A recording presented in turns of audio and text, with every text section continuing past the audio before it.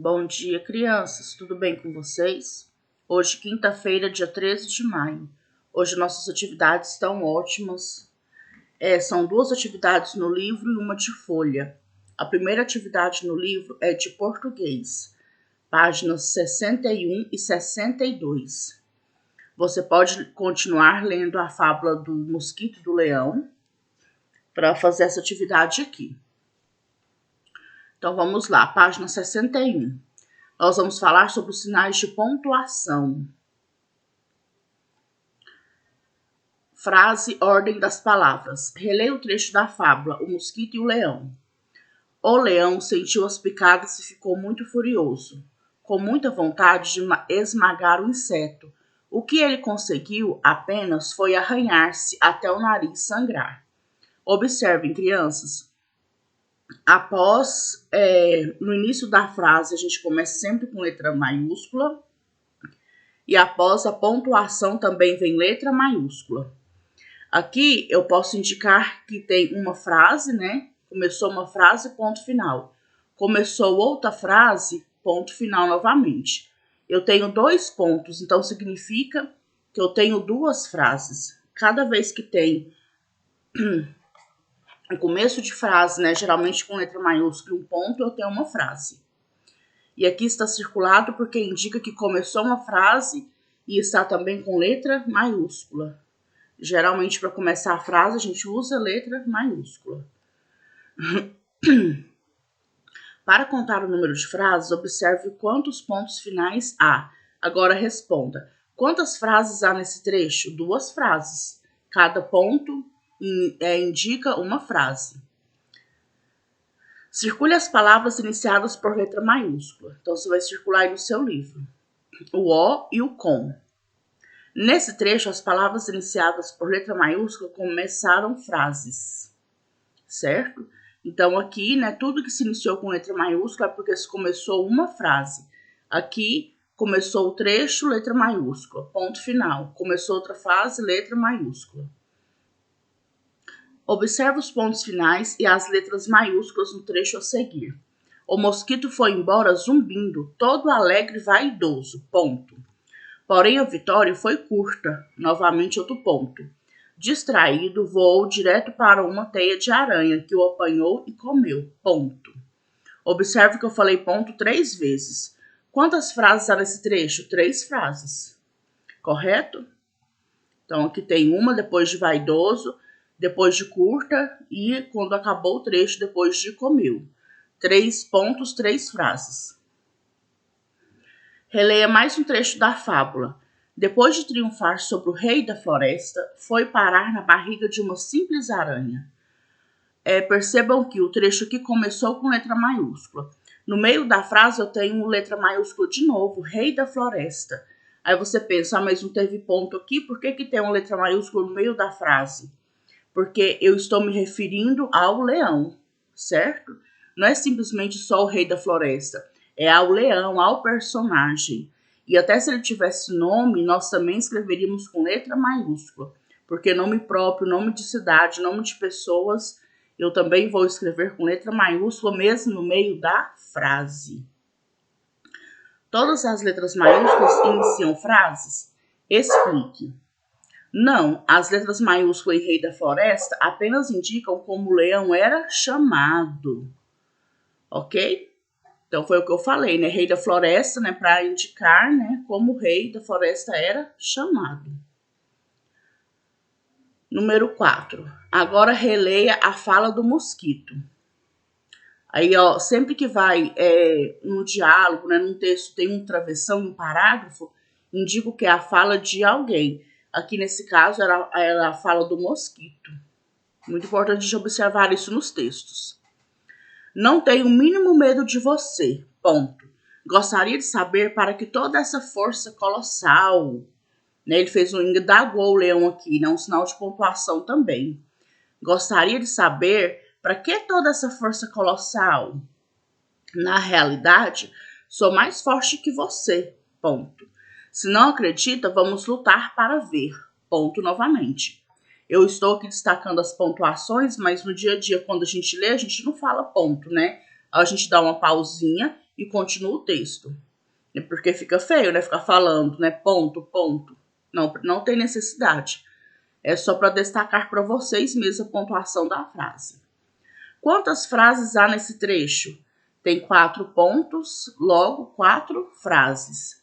Pinte de azul sinais de pontuação que indicam o fim de uma frase.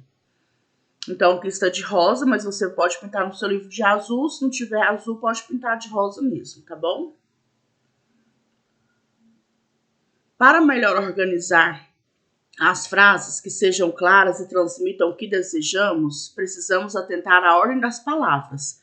Quando você vai expressar alguma coisa, você tem que ter sentido, né, no que você está falando. Por isso, a ordem das palavras é tão importante. As palavras devem formar uma frase. Coloque-as em ordem e descubra as frases. Não se esqueçam de pontuar. Leão mosquito tentou esmagar. Tá vendo que tá bem bagunçado? Então, essa frase aqui, ela está toda bagunçada. Eu sei que a primeira letrinha aqui vai ser o O, porque ele está maiúsculo, né? Então, minha frase começa com letra maiúscula. Qual é o sentido dessa frase? O leão tentou esmagar o mosquito, ponto. Teia foi a aranha ou parar na mosquito dá. Ao tanto que está desorganizado, né? Uma frase desorganizada, a gente não consegue entender as ideias. Então, vou organizar aqui. O mosquito foi parar na teia da aranha. Lição, os filhos deixaram os velhos, queria uma para. Olha onde está bagunçado, vou deixar a critério de vocês arrumar esses. 6. Releia as frases da atividade anterior e responda. O que acontece com as frases quando as palavras estão desorganizadas? Elas não apresentam sentido, né? Não apresenta sentido algum. Então, várias palavras, né, sem uma ordem, sem clareza, não apresentam sentido, não transmitem uma ideia. O que você observou para colocar as frases em ordem? O sentido das palavras, a ordem das ideias e a letra maiúscula, com que as frases devem iniciar. Quando eu olho aqui, né, a letra maiúscula, eu já sei que a frase vai começar por ela. Né? Força faz união, a união faz a força. Então, essa é a nossa atividade de língua portuguesa. Vamos ler aqui esse quadradinho verde que ele fala. Para comunicar bem as ideias, as frases precisam estar bem organizadas. A ordem das palavras e a pontuação são importantes para ajudar as frases a ficarem claras, né, e a terem sentido. Ok? Então, você precisa de organizar bem as palavras para ter sentido, pontuar corretamente para ter sentido. Para isso que servem as pontuações e as palavras organizadas de forma correta. Agora vamos para a nossa atividade de história. Aqui, essa aqui é a nossa atividade de história. Ela está xerocada. Vamos ler o texto? Tem um vídeo, né, falando sobre os patrimônios de Anápolis, né, sobre a história de Anápolis. Eu vou passar e é muito importante vocês estarem assistindo. Museu Alderico Borges de Carvalho é a opção de lazer nas férias em Anápolis, né? Então, quando não tinha pandemia, né, as pessoas iam muito visitar o museu. O museu possui uma exposição que mescla aspectos da casa e a história local, retratando os pioneiros, o início do arraial, a religiosidade, os animais e os artefatos indígenas. Possui ainda a primeira mesa cirúrgica de Anápolis, fotografias, jornais e outros objetos que retratam a história do município e do estado. Além de ser uma opção de lazer, o Museu Histórico Alderico Borges de Carvalho é uma ferramenta que permite a preservação da memória cultural do município. É uma inestimável fonte de pesquisa, com um rico acervo de documentos, jornais, revistas e fotos antigas. O espaço é uma referência para acadêmicos, jornalistas e escritores que buscam mais sobre a história de Anápolis. Mas que é uma opção de lazer, o museu é uma fonte de conhecimento. Então, não é mais que uma opção de lazer, ele é uma fonte de conhecimento. Uma excelente escolha para os pais que desejam uma programação cultural, elucidou o coordenador do museu, Jairo Leite. Então, gente, o museu, ele conta toda a história da nossa cidade, né? Aqui, inicialmente, era um arraial, né? Que eram pouquíssimas famílias Depois era como se fosse uma grande fazenda, Anápolis, né? E poucas pessoas, né? Aqui e ali. Depois virou um povoado, depois uma vila e agora, né, tem um título de cidade. Então foi crescendo aos poucos. E foi devido à construção da igreja, né, que isso se efetuou, que isso se concretizou. Por quê? A igreja ela era referência para tudo. Lá fazia casamento, batizado, emitia certidão de óbito. Então, assim, tudo partia da igreja, né? Todo esse tipo de burocracia partia da igreja, né? Registro de nascimento. Então, com a construção da igreja, né? Com a doação de terras, né? Naquela época, construiu-se a igreja, aí o povoado aumentou, né? As casas em volta da igreja, né, aumentaram. E aí, né, virou um povoado, depois uma vila e agora é uma cidade.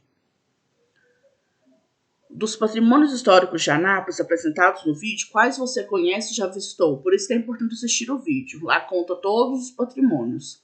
Qual o nome do Museu Histórico de Anápolis? O que são museus?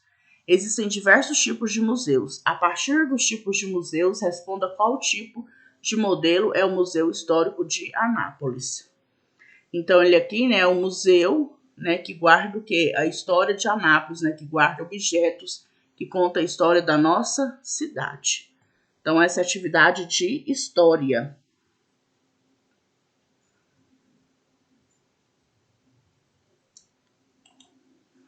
Agora, essa aqui é a atividade de geografia. Páginas 44 e 45. Aqui em geografia nós estamos estudando sobre as paisagens. Diferentes lugares, diferentes paisagens. No lugar onde vivemos, podemos observar paisagens com características bem diferentes. Você já observou com atenção como é a paisagem do lugar onde vive? Você sabia que essa paisagem é única? Ou seja, ela não se repete em outros lugares? Então, cada lugar que a gente vai tem um tipo de paisagem. Ou uma paisagem que lembra muito campo, né, com muitas árvores. Ou uma paisagem assim, ó, da cidade grande, com carros, avenidas, viadutos. Né? O centro da nossa cidade de Anápolis é diferente em outros lugares do país. Né? Aquela paisagem ela não se repete. Às vezes um bairro, né, que está começando, né, ele tem muitas árvores ainda, né? É uma paisagem mais descansada, uma paisagem que lembra mais o campo. Olha bem o que está falando aqui. Árvores, postes de iluminação, asfalto e automóveis estão presentes na paisagem dessa avenida em Londres, capital da Inglaterra, em 2017. Então aqui nem é no Brasil, né? Em Londres aqui. Árvores, bancos, brinquedos e aparelhos de ginástica fazem parte da paisagem desta praça, em cidade de Olambra, São Paulo. Em 2017, aqui em Anápolis também tem, né, muitos parques, né, com esses aparelhos também. Essa aqui é muito diferente, ó, porque só dá em algumas regiões do país, né, as casas de palafitas, casas que são construídas bem no alto, né, porque o rio enche muito, né, e alaga, né. Rio, casas e árvores fazem parte da paisagem dessa comunidade ribeirinha, localizada no município de Almaririm, Pará, em 2017. Em várias regiões do Amazonas também, as casas são construídas assim.